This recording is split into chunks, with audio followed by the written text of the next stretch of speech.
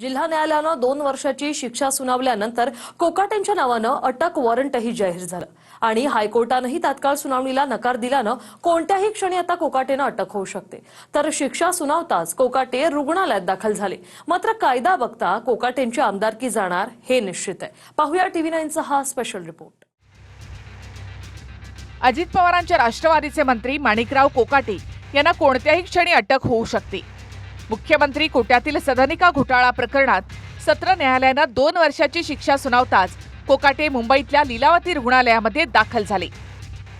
नाशिकच्या सत्र न्यायालयानं क्रीडा मंत्री माणिकराव कोकाटे यांना 2 वर्षाची शिक्षा सुनावली आणि कोकाटेंच्या विरोधात अटक वॉरंटही जारी केलं।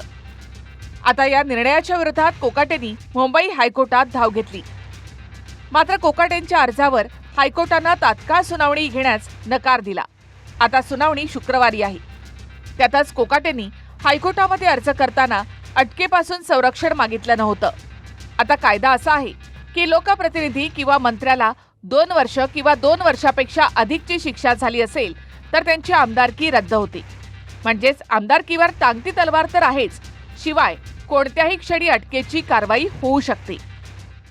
तब्येत खराब असण्याची जी लंगडी सबब आहे ती न्यायालयाने अमान्य केलेली आहे आणि शेवटी कायद्याची प्रक्रिया पार पडलेली आहे। पुढची प्रक्रिया काय असते? पुढची प्रक्रिया अटक आणि सरकारवाडा पोलीस स्टेशनने अटक करणे आणि कारागृहात रवानगी करणे ही कायद्याची प्रक्रिया आहे। माणिकराव कोकाटे हे जर दोषी असतील तर त्यांनी समजून घेतलं पाहिजे की आता त्यांना कायद्याला शरण जाण्याशिवाय पर्याय नाही। अटकेपासून संरक्षण या केसमध्ये मिळत नाही।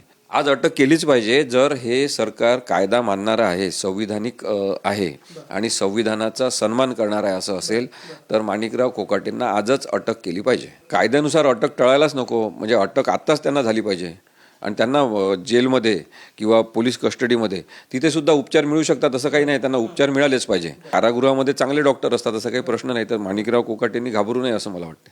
फेब्रुवारीमध्ये प्रथम वर्ग न्यायालयानं कोकाटेंना 2 वर्ष आणि 20,000च्या दंडाची शिक्षा सुनावली होती। त्या विरोधामध्ये कोकाटे सत्र न्यायालयात गेले। सत्र न्यायालयानं सुद्धा ही शिक्षा कायम ठेवली। त्यामुळे जर 2 वर्ष किंवा 2 वर्षापेक्षा जास्त शिक्षा झाली असेल तर आमदारकी रद्द होते।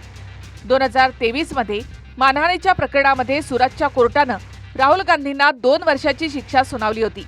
त्यानंतर तत्कालीन लोकसभा अध्यक्ष ओम बिर्लांनी त्यांची खासदारकी रद्द केली होती। पण शिक्षेच्या स्थगितीसाठी राहुल गांधींनी सुप्रीम कोर्टात धाव घेतली आणि स्थगिती मिळताच राहुल गांधींना पुन्हा खासदारकी बहाल करण्यात आली।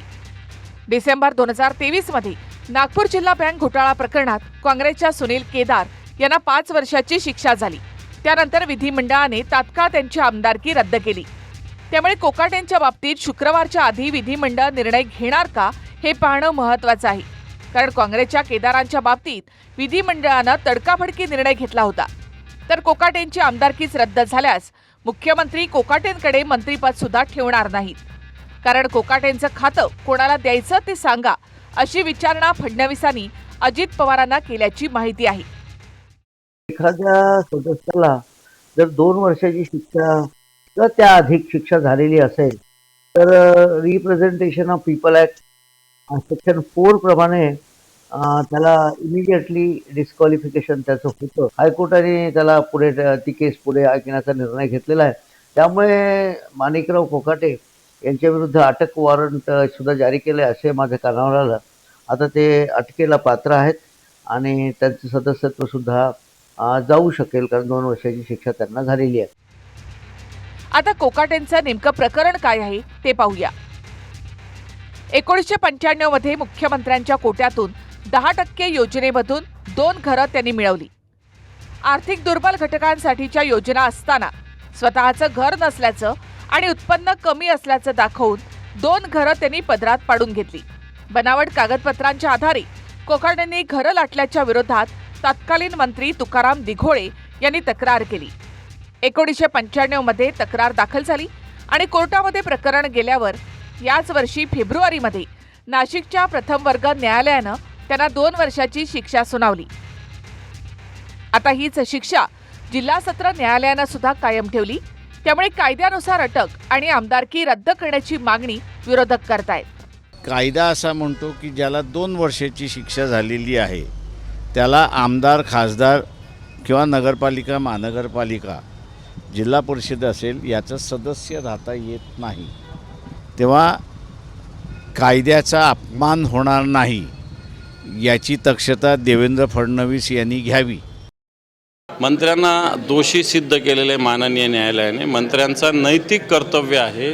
न्यायालयासमोर सरेंडर झालं पाहिजे, ही नैतिक जबाबदारी आहे. ही जबाबदारी राज्य सरकारची आहे की त्यांनी आपल्या मंत्रिमंडळात असणारे मंत्री यांना ताबडतोब बडतर्फ केलं पाहिजे. या संदर्भात माणिकराव कोकाटे यांच्या संदर्भामध्ये न्यायालयाने जो निर्णय दिला त्याची सुद्धा कायदेशीर माहिती घेण्याचा प्रयत्न नक्कीच त्या ठिकाणी चालू आहे. दादांची आणि मुख्यमंत्र्यांची सुद्धा चर्चा झालेली आहे. त्यामुळे आम्ही एकत्रितपणे बसून या संदर्भातला निर्णय त्या ठिकाणी घेऊ.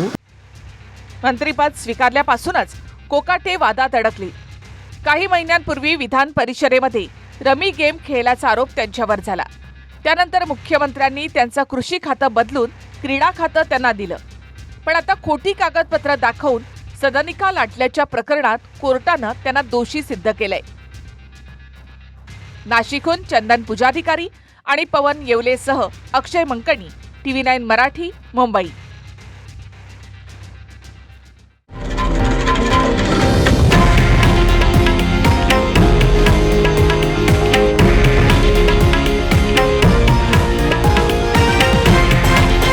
हे आहे देशातील नंबर 1 न्यूज नेटवर्क आणि आपण पाहत आहात TV9 मराठी, एकमेव.